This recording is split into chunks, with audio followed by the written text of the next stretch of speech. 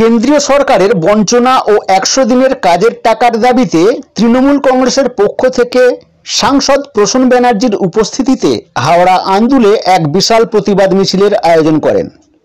সাংসদ প্রসূন ব্যানার্জি বলেন, তৃণমূল কারো কখনো ক্ষতি করে না, তাই আমি এমন একটা দল করি, তার নাম তৃণমূল, আর এই তৃণমূল নামটা বললেই আমি আনন্দ পাই। তিনি আরও বলেন যে যতই তৃণমূল কংগ্রেসকে শেষ করার চেষ্টা করুক না কেন, তৃণমূল কংগ্রেস কখনোই শেষ হবে না। তিনি বিজেপিকে চ্যালেঞ্জ করেন।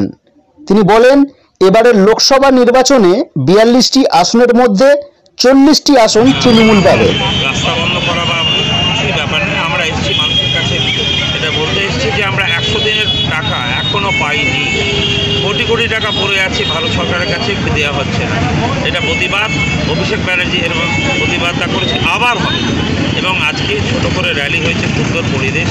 আমরা চাইনি কোনো লোকের গাড়ি আটকে যাক, বসে থাকে, এটা হয়। আমরা সবাইকে ভালোবাসি। আমার একটা দল করি, তার নাম তৃণমূল। তৃণমূল বুকে বললে আনন্দ পাই। আমাকে যদি কেউ বলেন আপনি কি, আমি বলে আমি তৃণমূল। কেন তৃণমূল এমন একটা দল যে সবাইকে নিয়ে আছে, সবাই সঙ্গে আছে, এবং তার নেতা বা নেত্রী মমতা ব্যানার্জি।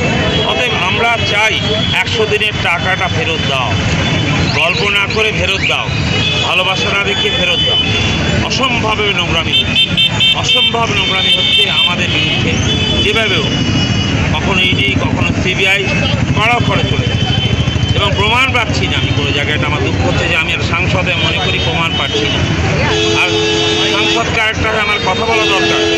আমি যখন ছিলাম তখন কয়েকটা দুটো ছেলে ঘরে ঢুকে গেল, হ্যাঁ, পার্লামেন্টের ভেতর ইতিহাসে দেখা যায় না।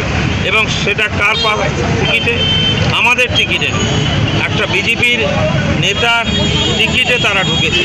ফার্স্ট তাকে তো অ্যারেস্ট করা দরকার। সব কিছুতেই তৃণমূল, সবকই তৃণমূল খারাপ। সন্দেশখালিতে কীরকম? আমার বক্তব্য তো হচ্ছে যে তারা কি করবে?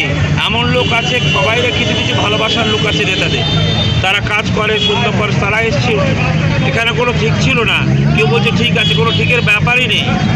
আমরা এটা পছন্দ করি না, কিন্তু মানুষ যদি রেগে যায়, যদি মেয়েরা রেগে যায়, যদি অসম্ভব ভাবে বেঁচে, ওদের কানে কি করে? গ্রামের দিকে ইডি আর সিবিআই, সিবিআই ওরা জানেন না।